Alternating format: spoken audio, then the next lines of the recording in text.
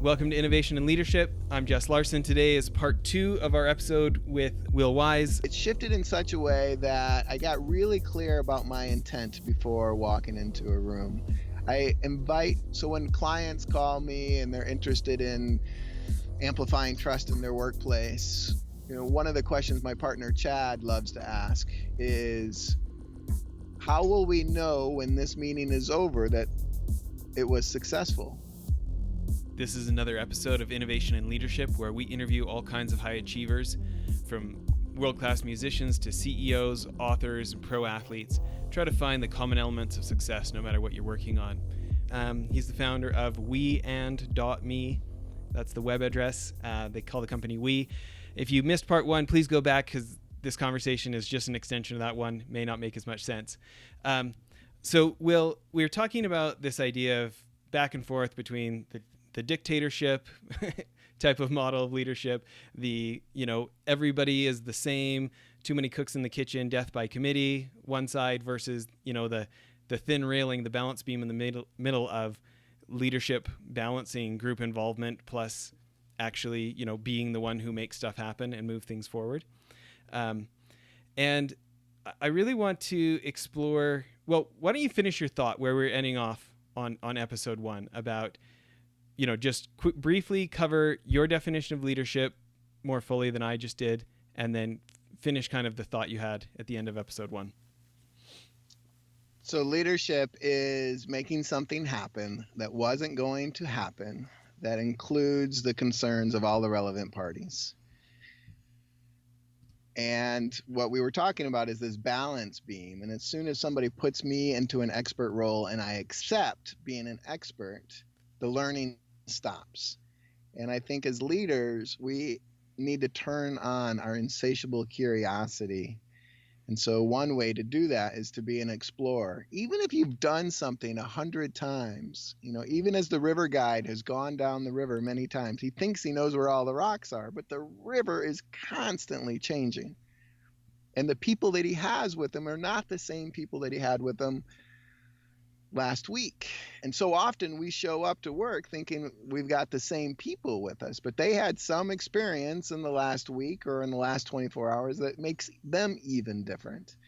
And so how do we continue to be in this explorer mindset? And I think that is the edge of this dictatorship partnership kind of dynamic, death by committee, as you were calling it, and be balanced on the beam. Use your expertise when needed. And if you rely on being an expert, you're basing your opinion on what's happened in the past. And if you're going to create something new that wasn't going to happen anyway, it's almost as if you have to create a clearing for an opportunity for something to happen. And it can't be based on the past. If we're so stuck on what's on the past, nothing new is going to happen because we've got lots of data of why something new is not going to happen. It's like the difference, can we do this versus how can we do this, right?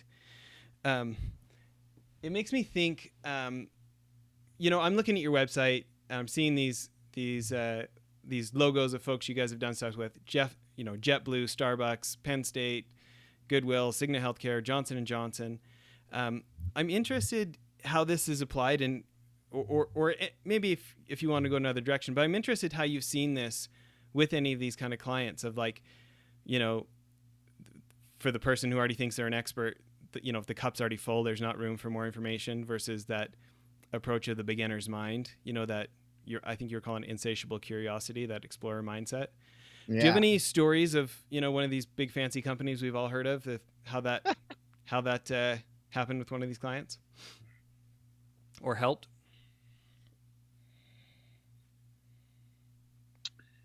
One thing that I'm going to speak in generalizations here for a moment. So I've worked with enough companies. When I come in, I see that they are operating in a particular way that is very much dictated by their past.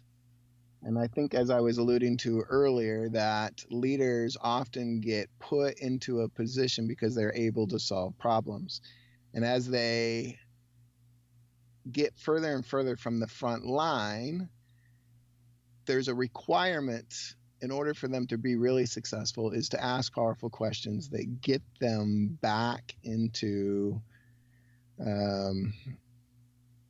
that beginner's mind, as you call it, or that explorer mind, or actually discovering what's on the front line. What I see so often is fear, and as you were talking about earlier in your example, fear that people cannot name what the real issue is for fear of losing their job. So I was working with one organization in which the CEO, let's call him, he was actually a director of a huge program in which there was a reoccurring problem in which turnover was really, really high.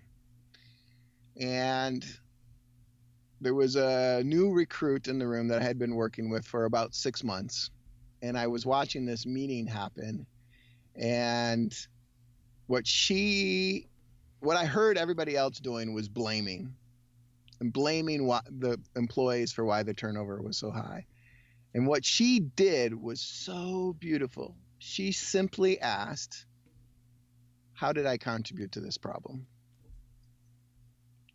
And she said it out loud. And when she did that, she took ownership of that question for herself. You could see the eyeballs in the room of people looking at her and then hearing the question and then looking up on the ceiling. Like suddenly they went inside and they were exploring. And excuse me, as a result of that, everybody started looking about how they have contributed to this problem. And what was realized is somebody said, oh my gosh, I think I'm contributing to this problem. 6 months ago when we hired them, I asked them if they had 20 hours available in their schedule for this project that they were working on. And I realized I should have asked them if they had Monday, Tuesday, Wednesday, and Thursday nights between 6 and 8 p.m. available in their schedule. All of them said yes, that they had time in their schedule and they thought they could fit it in on Saturday or Sunday or throughout. And so what happened from that moment on, some other people named their contributions to why the turnover was high. All their intake, all of their hiring practices from then on became really clear about what their needs were.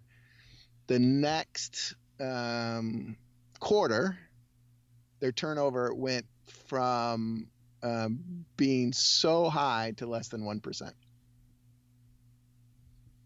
When they got really clear about what their own contributions to the turnover was and not blaming the employees, engagement went up. You know, I love the principle you're bringing up. I feel like the Stoics really hammer this issue of like what's in my control. You know, what do I have influence on versus what's outside of my influence, right? Yeah. And I think about myself and how often I resort to, you know, some sort of accusation or blaming about a situation versus like asking that question, you know, what's within my circle, like that I can influence about this.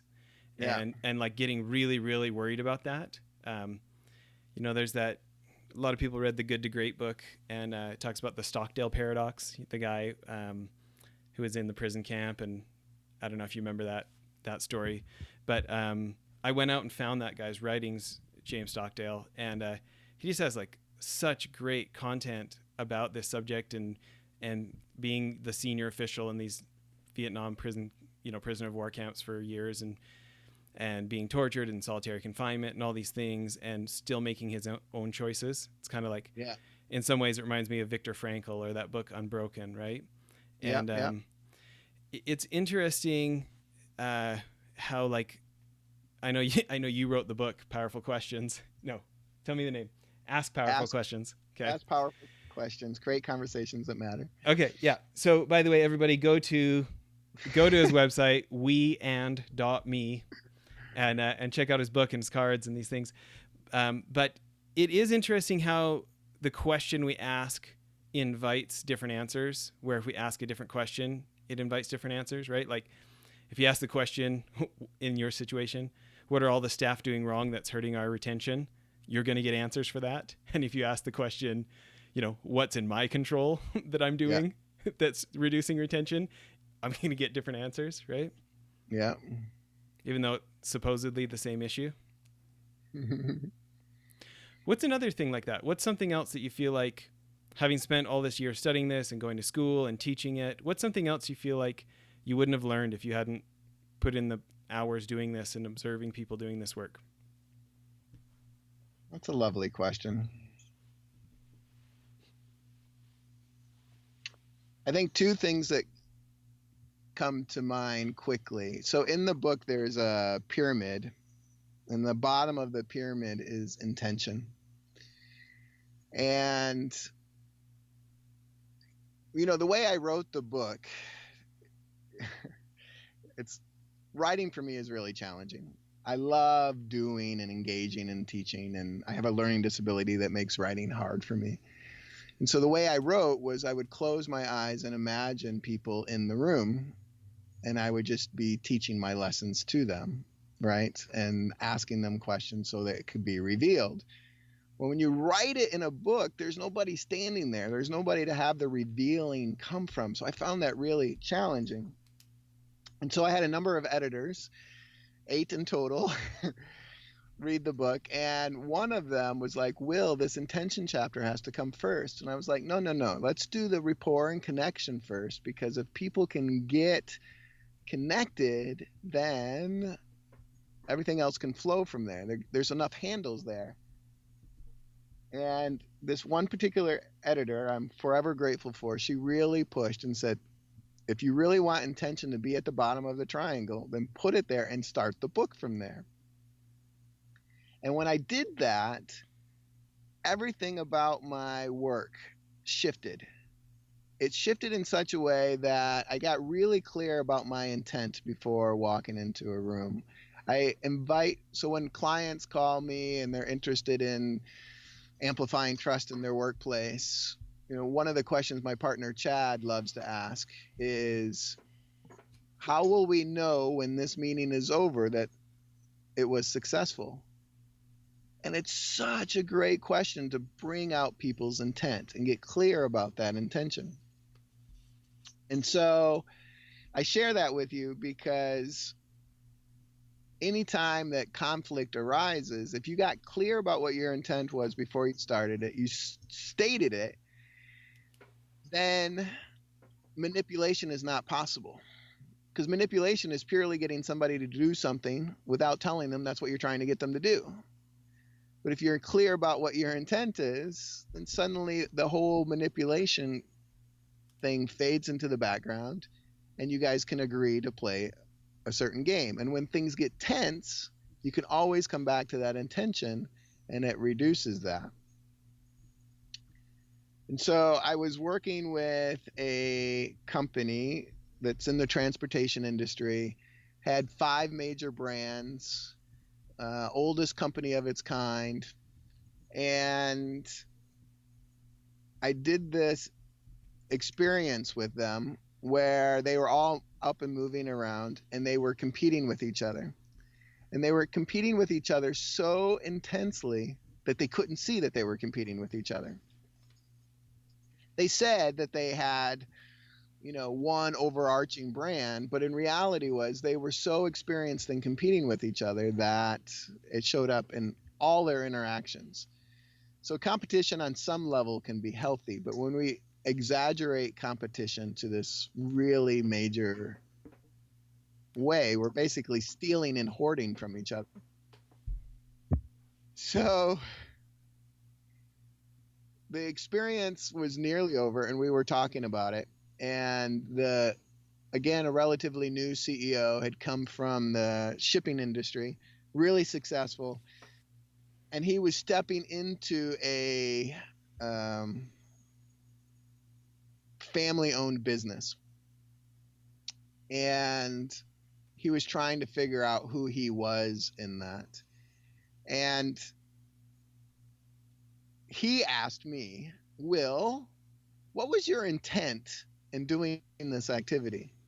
I said, that is a really great question. And I'm sorry if I wasn't clear about it in the beginning. But can you look and see what the intent of this activity might have been? And you could see him pause, his eyes kind of roll up, and he says, are you saying that if we didn't compete with each other, we would have been successful with this activity? And I just kind of nodded my head and smiled. And then another conversation ensued. 6 months later, when I worked with them, there was not anything that I could do to get them to compete with each other. And I said, okay, so something has changed. Tell me what's changed. And they said, we now ship supplies up and down the East Coast. We have created 5 different protocols so that our systems are married as a whole rather than separate. And for the first time in 20 years, we are making profit on a grand scale that we weren't able to do before. Getting clear about intent made it so that they could have their own aha about their own learning. So I just was complaining to my wife on the phone when I was driving home here an hour ago, getting ready for this show, about how poorly I facilitated a meeting with a company, senior leadership at a company this morning, and it was really like, herding the cats didn't go well. It ended up being death by committee. And I was just like really disappointed in myself in like value for the customer for what happened with this time. Right. Thanks for sharing all that. Yeah. And so like I spent the hour before we got on the call here today, like Post-it noting out all these things about, what kind of a structure can I put in place, to set, like, what kind of things can I do structurally to not waste people's time like that again? How can I approach this?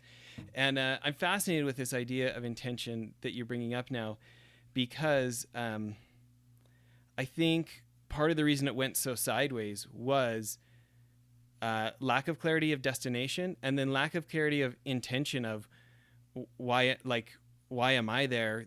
These are a bunch of smart executives who've been running the company. They're number one in their marketplace. They got there without me. What am I here for? And there's specifically one executive that I think felt somewhat threatened by me being there, and I hadn't done anything up front to dispel that, right? So here I go trying to help them solve problems, and I'm pretty sure the guy was trying to decide if he liked me or not. The chances he wants any of my ideas before he decides he likes me are pretty low in my experience. So this intention thing, I also think like a bunch of our conversation this morning was it got pretty sideways into like the 5-meter target instead of the 50-mile destination, right? Like it quickly devolved into like features and benefits instead of like, do we even want to be in this business, right? Do you have any tips for the rest of us that want to be more purposeful? Like, it sounds dumb. It's like a dumb sentence. Want to be more intentional about setting intentions? Yes. So let me tell you one more story that might reveal an answer for your listeners. I was working with a family-owned company that has every major city in the four major cities in the U.S. and 2 major cities internationally. And they are in a really unique niche, and there's a few other companies that do what they do, but not on the scale that they do. And this was a company that had reached us through our WeConnect cards, and the PR person really loved what we were up to. And so my primary contact was the PR person. And she promised me that the event that we were going to hold could be held in the foyer of the family home. And I was like, this is an annual sales meeting. How many people are we talking? She said 35 to 40. I said, in a circle in the foyer. She said, yes. So I decided that I needed to get there a day early. So I got there a day early. I ended up connecting with the president of the company and showed up at his house, and there was no connection.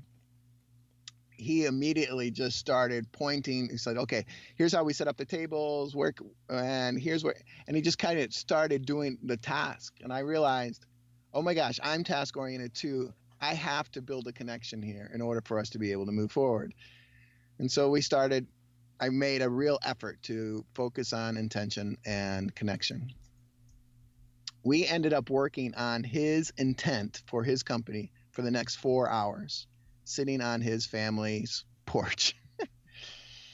And we did the retreat the next day. And then 2 weeks afterwards, I followed up with him. And I said, so how's it going? And he says, I have to tell you something. I hated that girl. I hated that woman, he actually said. I hated that woman, and I was looking for a way to fire her. All before the retreat, I was trying to figure out a way to fire her. And I didn't know who he was talking about. And then it immediately occurred to me that there was one woman who showed up who was disconnected, not engaged. Everybody else was kind of huggy and wanting to be with each other, definitely very chatty. And she just sat down and started typing on her cell phone. So I sat down next to her and started chatting. She's like, who are you? I don't recognize you. And I said, I'm here to help bring in some connection. Who are you? And she was from one of the overseas places. And she was leaving her child behind for the first time. And she was really in a lot of angst. And she didn't really know anybody in the company. And I realized that the president was talking about her. And he continues with the story, and he says, I hated her. And then you had us do connection. You had us talk about things that mattered. And I randomly got put with her twice. And in the second conversation, I realized that I loved her, and I was looking for ways to support her. And all of that hate was coming from other people. And people were telling me the problem that she was. And then once I saw what she was up against, I realized she wasn't the problem at all, that the system was the problem. 2 weeks later, he was on an airplane going to that major city overseas, and that company's profit that quarter went up exponentially. And the reason why I'm telling you that story is because the two key pieces that showed up there was intent and connection. And so getting clear about your intent, I got clear with mine and saying, hey, Mr. President, we need to connect. And then we ended up having this whole long conversation about his intent. And when he realized that his intent could actually give direction to the company, he wanted to get it so precise. But he also then wanted to share it in such a way that people could slice it apart. He had watched Simon Sinek's People Don't Care About What You Do, they care about why you do it. And he wanted to nail that. And in that creation of it, he wanted to create, through our conversation, he knew he needed to make connection a important piece of the work that they do. And it was totally missing from the way that they were interacting. Wow, that was a long-winded story. Did that help? Yeah. That's like the sound of regret in my voice for having not done that previous times. Okay, I love this. I feel like we could do like 10 more episodes here. I know we're running out of time. What's something I'll promote for you, for anybody who hasn't heard it earlier in this episode, the last episode, please go check out Will's work at weand.me is the web URL. But Will, what's something that you would want to leave with us as kind of your closing thought here? I appreciate you asking. One of the things that often shows up in my work, and this was based upon a student, is I would give out homework, and one of the students said, "This is not homework. This is self-work. This works on me, and I'm transforming as I do this work." And so I think one thing that could be fun to leave your listeners with, and I'm calling them leaders. Listen to that. If they're listening to this, they have to be leaders, right? They're going to make something happen that wasn't going to happen anyway. If you want to be a leader, challenge yourself to follow your genuine natural curiosity and find those moments. It could be while you're standing in the line at the bank. It could be while you are getting food at the fast food restaurant. Find moments with your colleagues in which you can ask a question based upon your own natural, genuine curiosity. I think curiosity is the key to helping us be in a explorer mindset. It helps us leave the dictatorship and be in a place where we're traveling in new territory as if we're seeing it for the first time.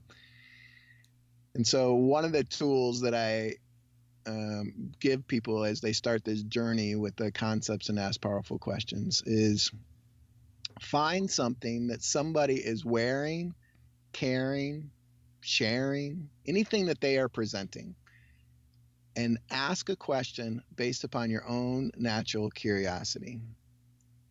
Now, there's a little bit of a trap in there. It's funny how people hear this. What they'll do is they'll look for something that they like. And I'm not saying you're shopping. You're not looking at them as if there's something there that you want to buy.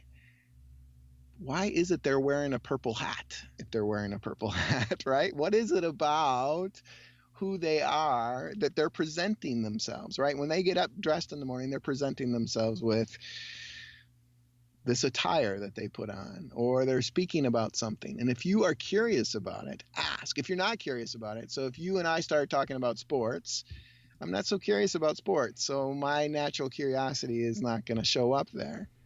But I might be curious to why you are a fanatic about sports. And so I might not ask about that particular game, but I might ask, why are you so excited about that? I am curious about that. And so find things in your environment that you are naturally, genuinely curious about, and ask people about them and listen to what shows up, and then allow another question to show up. And you don't have to spend tons of time doing this. Try it with strangers first, right? There's nothing to lose with a stranger. Try it in the elevator if you really want to challenge yourself. Interesting. I think to second that, I feel like both that book, Humble Inquiry, the Ed Schein book, the MIT guy, where he says, we have a society that focuses on telling when there's so much to be gained by asking. But the other one is the guy who I believe is the highest box office producing movie producer in the world. It's Brian Glazer, and he came out with a book called Curious about like decades of trying to find people from outside Hollywood and setting these like 1 hour conversations with them for him to just be curious in them, and why he feels like that gave him such an advantage and produced the results that he produced. And anyways, it's interesting. I always like to see a principle show up multiple places. And when my partner read that book, I can see his calendar, and you can see at least once or twice a week, curious conversation. Like he purposely met with people and just really tried to be exploratory. And that's where the learning happens, right? Learning does not happen when you're an expert. Learning happens when on the other side of knowing, right on the other side of knowing is an opportunity to learn. And as we know more and more, we need to push that envelope, push to the edge of that knowing and see what is on that cutting edge. And that's where the learning is. I love it. Well, let's end there. Will, thanks for making so much time for us here. Thank you. It was my pleasure. It was fun talking to you. Well, that's it for the episode. One other thing I wanted to tell you about, if you remember the guys from Convoy in episodes back, Ken Free and Trent Mano, I went on one of their CEO trips to New York, and I met a guy named Brent Thompson, very successful entrepreneur. He was former CEO of Jive Communications, big company now, I think $300 or $400 million. Anyways, he started a new company called blipbillboards.com. I'm super stoked they're a sponsor now. But I remember a year and some ago when I met him, I thought it was genius. Instead of having to buy 6 months or a year's worth of billboard for thousands of dollars, you can buy 8 seconds at a time for like 10 or 20 cents. You pick what billboard you want it on, what time of day you want it to run, and it just puts so much power in the hands of marketers and CEOs who want to try something and see if it works. You can buy as many or as few as you want, change it as many times as you want. I think now our podcast is being advertised on billboards in like 18 different states because we have these guys as sponsors. We're pretty excited about it. Hope you check out blipbillboards.com. Thanks.